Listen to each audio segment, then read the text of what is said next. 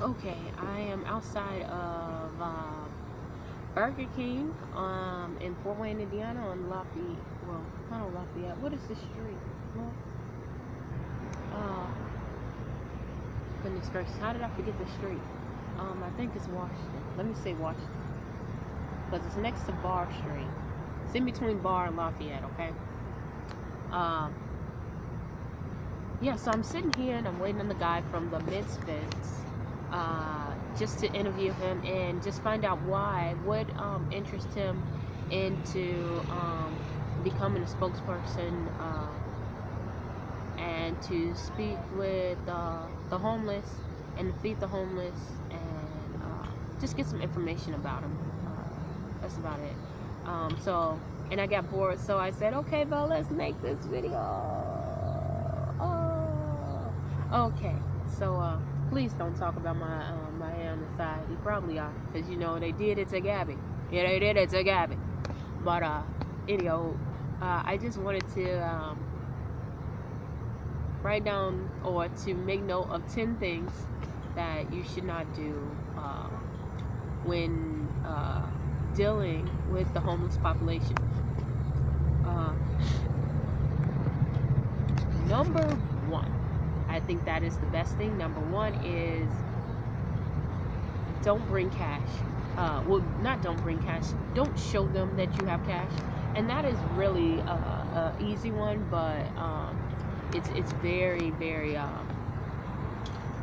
it's easily taken for granted, and you're like, okay, well, not all homeless people. What do you mean? I was homeless, and I never tried to steal anything. You're right. There are some same homeless people who have some integrity and have morals, and they stick to it. I was one of them, okay? I've been homeless like 3 times before. However,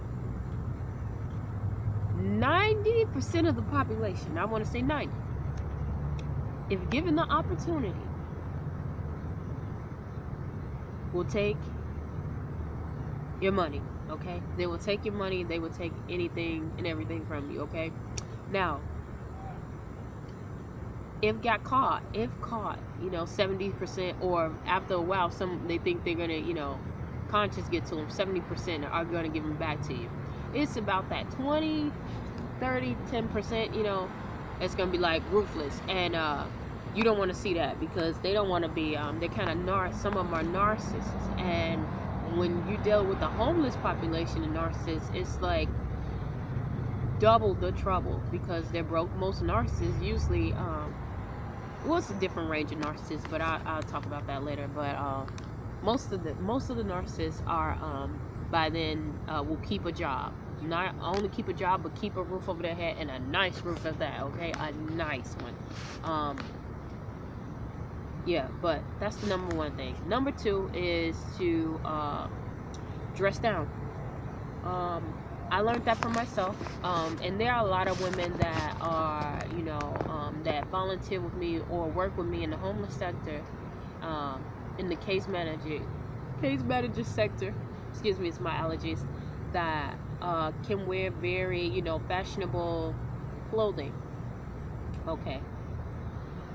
For me, that is not doable, and for a lot of people, especially if you're young and you're fit and you're active, it behooves you, you know, don't want to be your mom or dad, but it behooves you not to wear those kind of clothes because some of these people, they don't have control, and that's just a normal person. Even a man or a woman, sometimes they have they can control their thoughts. You might say, a normal person, oh, she looks really really good in that, with someone who is mentally ill, they're like, I want that, that they have to have it, There's some people who are not mentally ill who are like that, and you can get very hurt, and that's happening. Number three, and I honestly think that's the most important one, is to be courteous. Just because someone is homeless or they have a mental issue does not mean that they are not, worthy of respect and love and kindness. This is the whole reason why you're doing it. So, yeah, and to think it all, top it all off, that's somebody's mother, father, sister, brother, uncle, cousin, friend, neighbor. And if that was my mother, or my father or something like that, and someone just disrespected them, I will come to their house and it'll be over, okay? So I'm just gonna leave it at that, okay? Okay. Number four. Number four is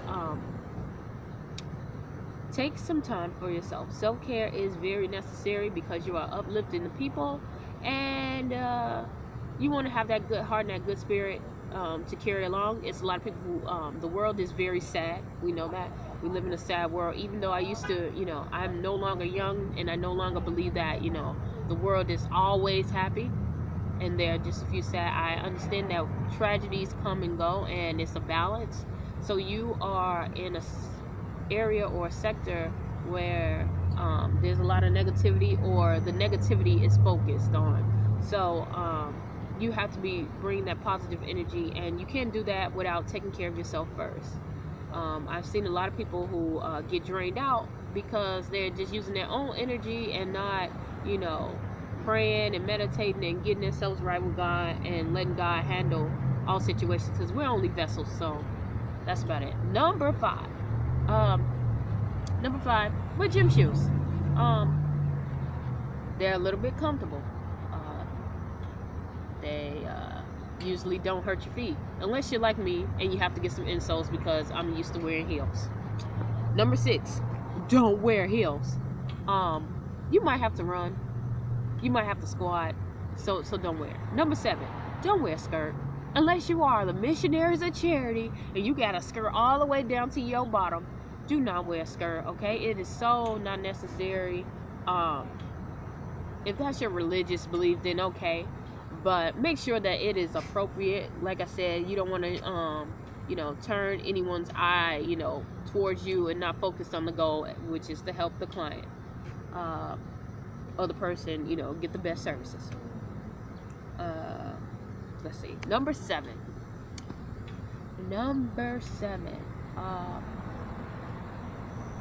find a friend who is in case management or somewhere in that sector with dealing with the homeless population. When I first started doing this, I came from a sector where it was like a commercial setting. So yeah, I dealt with some homeless population, but for the most part it was travelers, business, corporate people.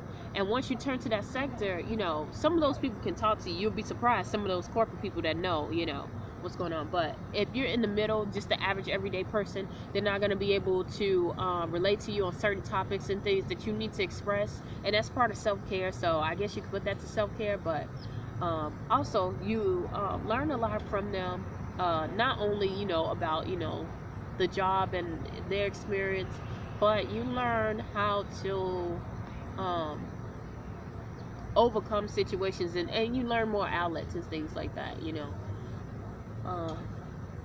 Number eight to me is very crucial. Fitness program that goes with taking care of yourself. But yes, a lot of people who don't use that as they're taking care of themselves. You really have to be physically fit for this job. If you notice that most of the people who've been in there for a long time, they didn't start out being kind of heavy. And if they do, they usually have health problems because you're catering to other people. Your needs are going to be, pushed back to the side for a little bit, regardless, because it's helping with the community. So you always want to take care of your physical body, because you want it for a long time, and you want to show, others how to do that. Yeah, okay. Number 8. 4.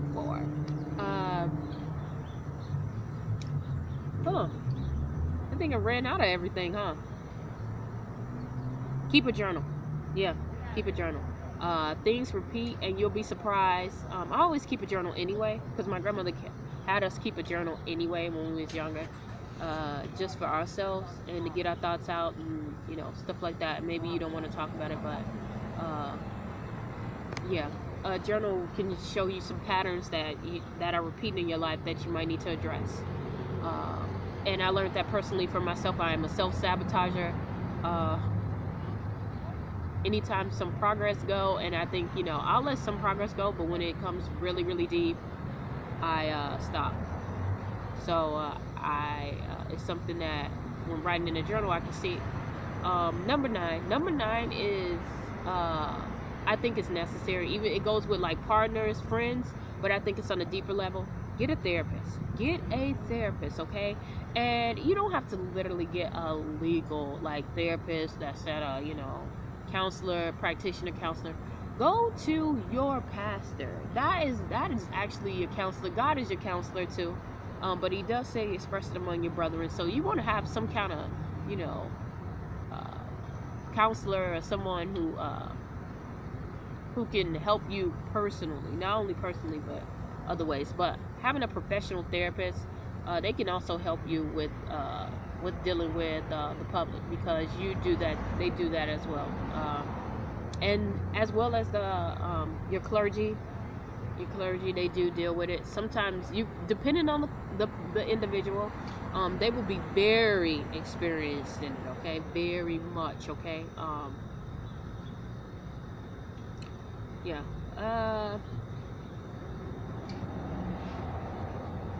Did I say number 9? I think I did number 9. Okay. If I didn't, then I skipped it. Okay, whatever. Number 10, and I think that's the best thing that you could ever do, is know your resources around you. There were so many people when I went into these shelters. There were so many people who were case managers, all this, and they knew nothing about the services that were around them. If you know the services around them, you can better help your client. That's just like me when I was a flight attendant, okay? You have to know your product. Your services is the product that you're giving to your clients that they need in order to have the best outcome, okay? So if I'm on a flight and I see there's business people and we're going to a certain flight like Nashville. Okay, Nashville usually uses cola. So I know that usually I'm gonna use Coke, because they always say Coke, they never say Coke. And so I know I'm usually going to use a lot of Coke. So I'm going to fill my beverage cart with more Coke than Sprite, They don't like Sprite, or something, color-free sodas. That's just like when you do with case management and stuff like that. Know your resources. If someone is with a disability who can work to, sometimes these people have to work to get their services. They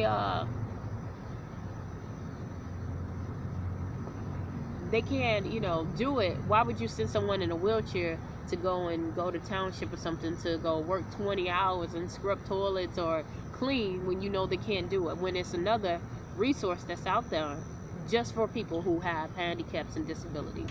Or sending someone who has no children to a program that only takes children, women and children in it. I saw a lot of that just traveling and going through the shelters and the programs. So yeah, knowing your product is very essential, because that saves everyone time and it gives the best outcome for the client, and that's producing a better outcome, because if they get balanced, who knows, they might be able to help someone else. And that is the ultimate goal, not only to create stability, but to transform lives and to make it to where they can help others, like a ripple effect. So those are the 10 signs of